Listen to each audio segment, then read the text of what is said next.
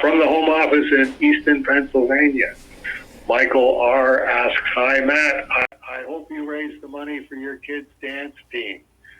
Here's my question for Dave. Is that Michael R.'s way of saying, I hope you raised the money, but you're not getting any from me?" No, he actually kicked in for the logo. How about that? How to go there, Michael R.? Because he was definitely one of the ones going too soon on the Can 12. So how did you do on the money? I actually raised. We were looking for $200, and I raised the $200. And so Pud's Tavern, the logo will be on the dance team banner and the back of the fan shirts that they sell to all the parents. And once I find out how people can get those, I will excuse me. I will let everybody know. Okay, here's what we got to do to get them ordered. Because I'm sure that because it's going to be locally printed, I'll be able to get them in whatever sizes we need.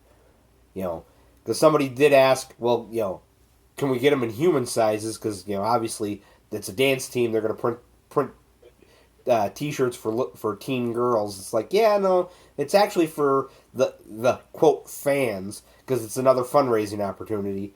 Because this whole thing is going to be a bottomless money pit of just throw money at them until they go away. Right. Well, the problem is that the school board allots $4,000 a year for the dance team, which is a lot of money. I mean, no one listening to Please Hold is going to hear the amount of $4,000 and think, well, that's just pocket change.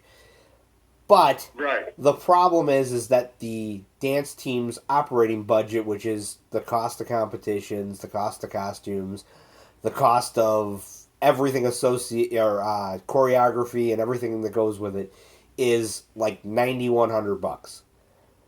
And so they can't just dance. This is 2025. Everything's organized. Everything is helicopter parent competition, and who's going to pick up all the kids in their SUV because I got to work late tonight, et cetera, et cetera, et cetera. Yeah.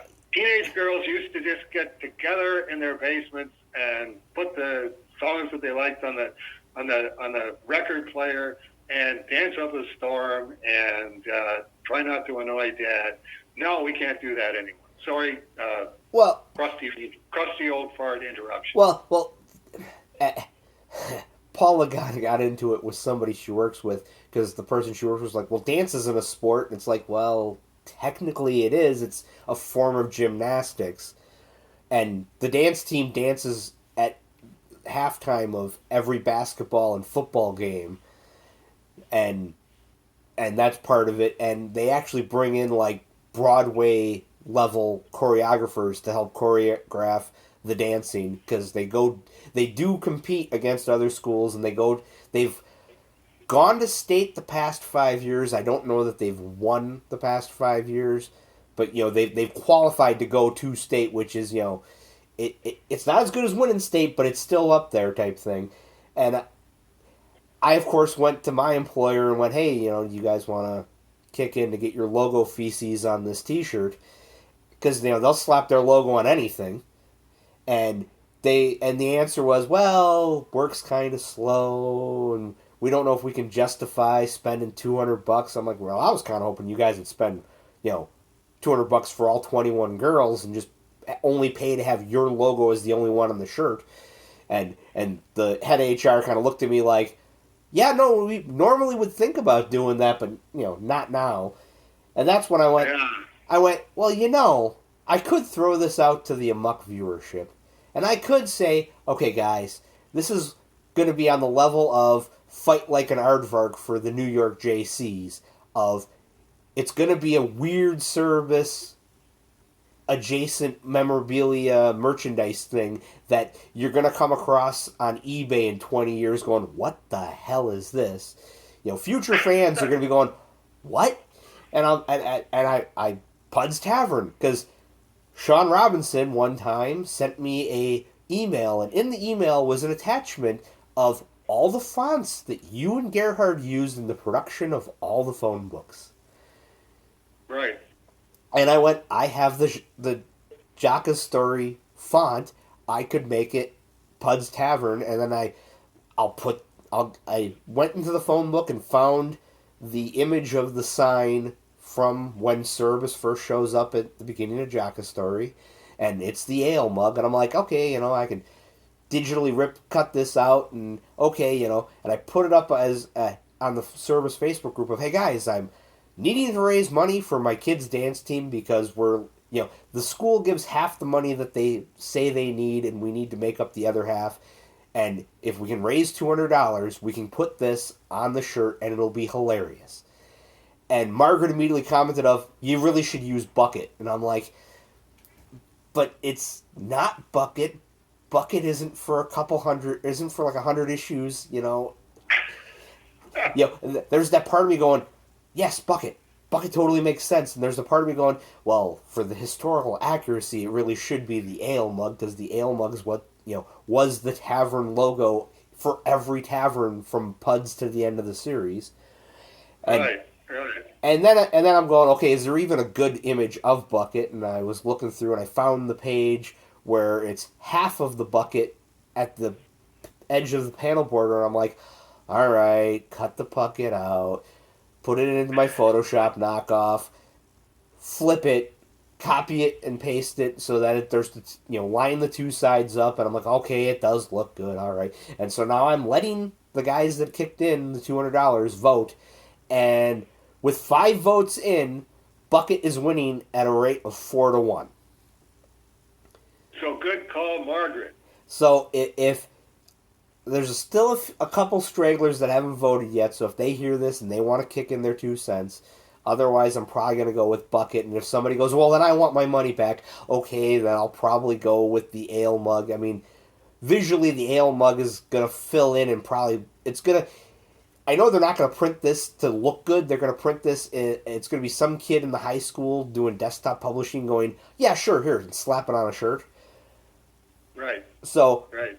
Bucket probably will translate better. That's why I'm really thinking that's the one that should win. But I'm willing to listen to the potential audience and or the creator of both the ale mug and the bucket, because he doesn't care. But at the same time, if you want to put your skin in the game, we'll listen to your opinion, Dave.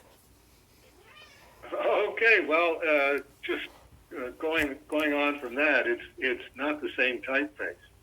It's close, but it's not what the letter set looks like. It's obviously somebody going, well, we're gonna riff on that, but we're gonna do a slightly more cartoony typeface. If you want, I can get Rolly to scan the letter set catalog with the actual font in it and email that to you, and then you just have to cut and paste that one letter at a time, and it'll look exactly like the Jaka's Story logo. Okay, I mean, yeah, if you want, I'll also send it to Sean so that going, hey Sean, why didn't you ask for this when you were remastering the book? Because he didn't know. I mean, it's like you really have to look close at it to go, no, that's not the font. I forget what it was called. I can. What the heck? We've still got another hour before my prayer time, and this is just costing money while I run and look at it. Oh, it was called Bottleneck. Literally it was called Bottleneck, which is interesting, me having just talked about the bottlenecks in professional cartooning. And it was definitely one of those ones that I looked at and went, yeah, this is something that I would use for a logo on one of the graphic novels. I'll keep this one in mind, and it seemed very appropriate to Jaka's Story in particular. I could probably do the same thing with with any other of the typefaces. If you want to take the file that Sean gave you of here's all of the fonts for Cerebus titles and stuff like that, and send that to Studio Comics Press and get them to print it out, I can look at it and go, yeah, that's that font, that's that font. No, this one's a close but no cigar. I can get Rolly to scan this out of the Letraset catalog, and we can plug all of these holes and leaks. I have maybe another relevant question. Do I get a free T-shirt? Obviously. Well, I didn't know if it was obvious, because it's one of those. If it's for a high school thing, it's like, oh, you want a free one. Everybody else is kicking in actual money to try and make this happen. But Mr. Famous Cartoonist, Mr. Famous Rich Cartoonist, who wants to come and get more money from us for his Can 12, he wants a free T-shirt. Remember the part when we used to talk about cans where the amount raised was high enough that we would joke, it's going to be gourmet cat food tonight? That's right. Yeah, we might be getting back in that time period. That's the whole idea of Dave raised X number of thousands of dollars. Yeah, and he's got to pay the printing bill and the shipping bill, and I'm pretty sure Rolly doesn't come in because he likes your company. Yeah. Money came in. Guess where that money's going to end up? It's not going to stick around and make money babies and grow and grow and grow. It's going to go out into the world and do stuff. So yes, I was already planning on, when I find out how much the shirts are, I will get an adult medium, and I'm sure it'll be a black shirt because, well, actually I can't say that. It might be a white shirt because the school colors are white and red. Okay. How much is everybody else paying for their T-shirt? Oh, well, I have to find out how much the shirts are. I don't even know that yet. Oh, okay. So all right. We have until the 1st of June to raise the sponsorship, and then it's so dumb. Like I'm trying not to be that dad, but it's, Paula came home from the meeting going, we're going to have to, we got to raise all this money, and I'm going, okay. Because not only were they looking for sponsorships for the 21 girls, but then they're having a calendar. I don't even know what to call it. It's the month of May where every girl gets a calendar, and you need to get donations for the date. So like your birthday would be $17. Okay, right. And they did this in September, and it was $400 and some dollars. And it's more this time, and Paula was kind of questioning that, and I'm like, well, there's 31 days, so there's an extra $31 on it. And she stopped, mentally did the math, and went, okay, yeah, I guess that makes sense. And I'm going, all right, so I threw it up, because I did it in September, and people had donated money, but I'd also literally just got done with, it only took 2 days, but in 2 days I got the $200 for the Pud's Tavern logo, and now all of a sudden I'm coming back down to everybody going, hey, it's great that you guys gave money. Could everybody buy a day? And it's like, even I'm going, it feels a little scuzzy to do that. So instead I was like, I actually have things that I have created that I have not done anything with. Like, there was my proposal for the Teenage Mutant Ninja Turtles #8 Visions of Turtles 8 card set. When Dagan asked me to submit a card, I submitted a card, and it was part of the card contest, and it was Cerebus looking up at the Sistine Chapel going, you painted all of this with 2 fingers, and Michelangelo leaning in from the side of the panel going, and a thumb! I thought that was funny. I thought that was a good one. And I did a black and white version and a color version. I'm like, I have that image. I could print it as postcards or something, and anybody that buys a date, I'll send them this. And then I was like thinking about it at work, and I'm like, wait a minute. I have Matisse the Unknown Turtle, the cover that I did, just because I wanted to do it, that I sent to Benjamin Hobbs, and he colored it, which was awesome. It's a really great image, except for the fact that at the time he was doing it, he was fascinated with the blood spatter effect that he had discovered how to do in Photoshop. So he put blood spatter so it looks like Big Mama Shredder has cut Matisse and there's blood everywhere. And I'm going, well, that kind of doesn't work for the dialogue that I have written. Right. And so I haven't done anything with the image because I'm trying to find a polite way of saying to Hobbs, can you do it again without the blood splatter? And then and then I did alternate dialogue where, it's acknowledging the fact that it's there. And so I have like 4 versions of his colored version of that art, and I'm like, I could do something with that. And then I got home from work one day thinking about this because I'm, I gotta get something ready for May so that if I'm asking people for money, I can say this is what you'll get. So I made a 9-card trading card set that I'm going to, and I really told everybody this is a bootleg card set. I'm going to need it printed at the copy store.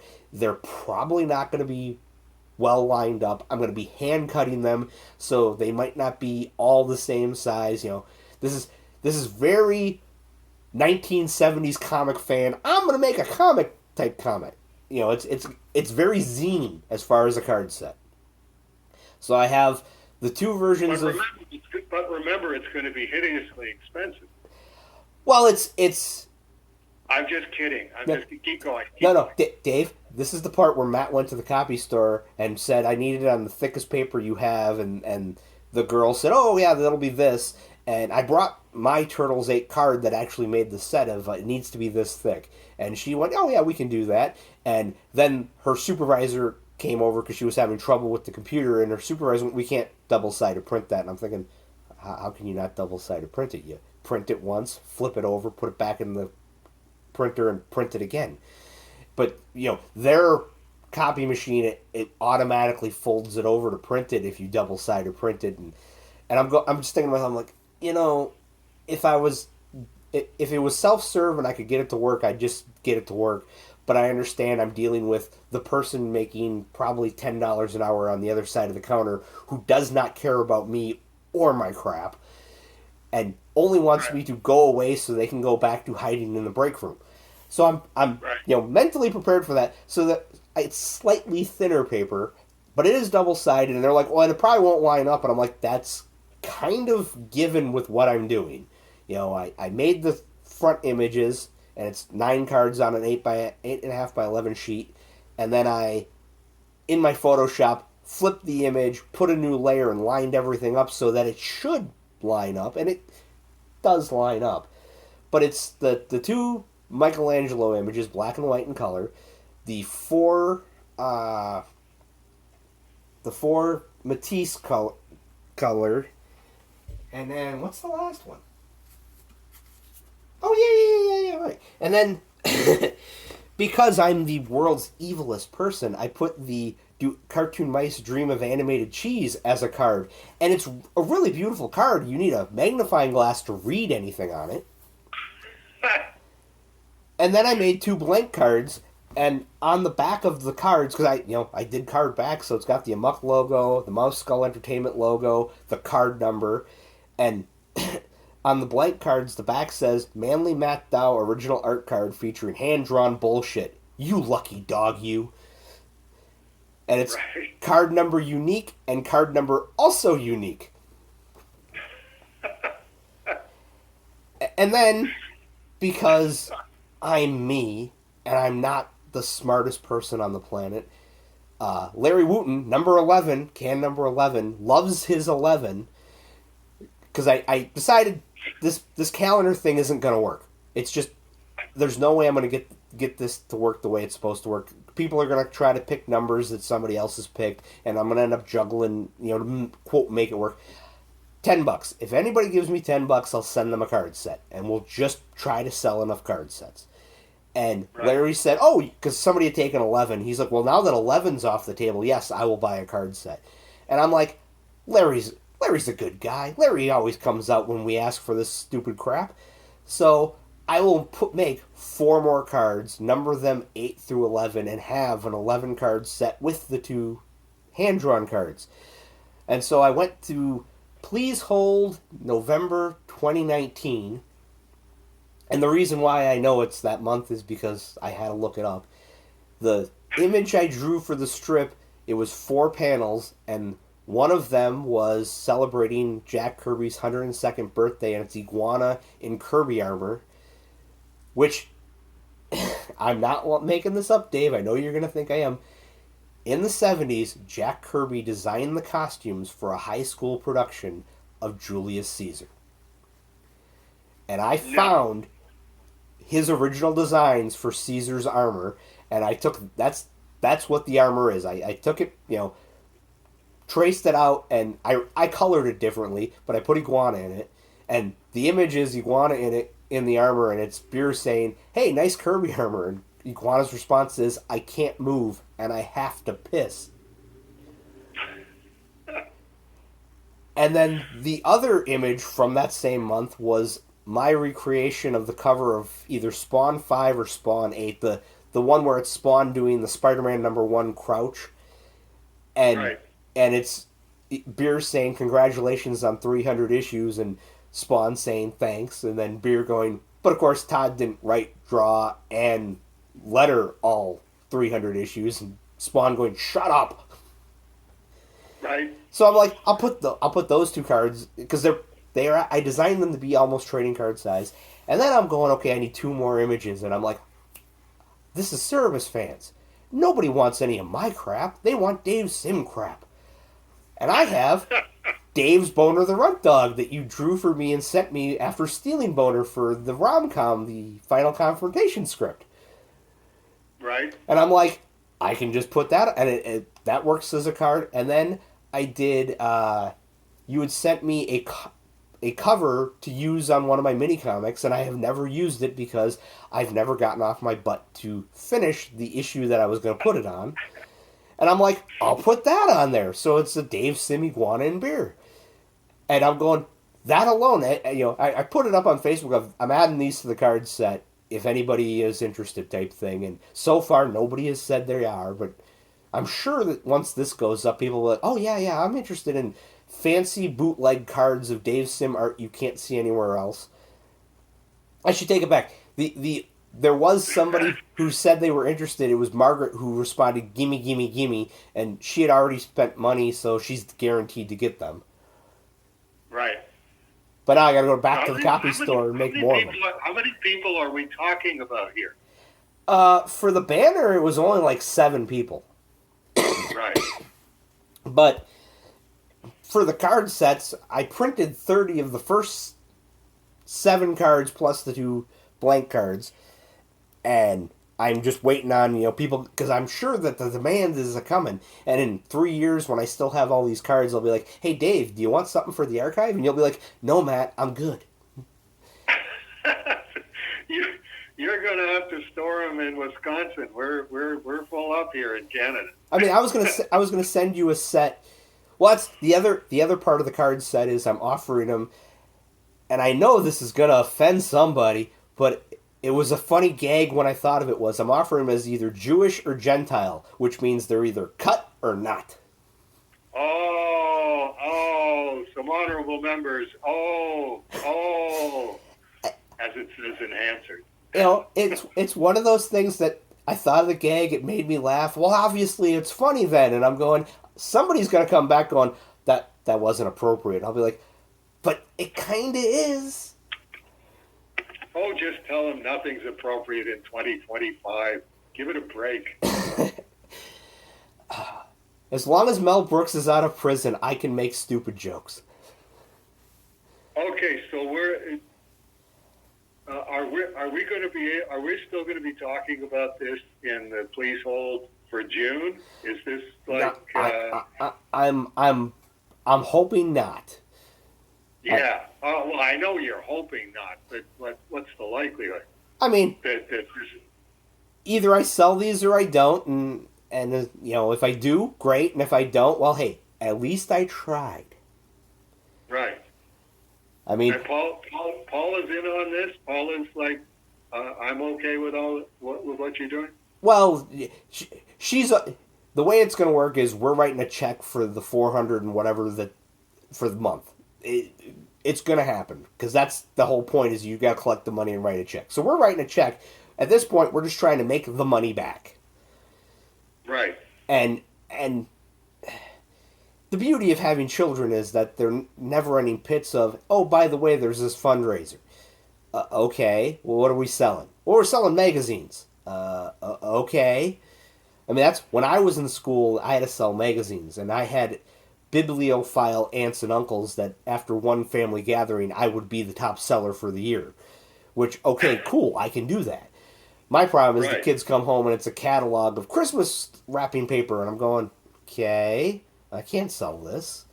Or it's chocolate covered pretzels. Like, okay, I can maybe sell this. And of course, it's November, and within a month, then it's Girl Scout cookie time, and I have to try to sell Girl Scout cookies because, again, kids are never ending pits of, oh, by the way, there's a fundraiser.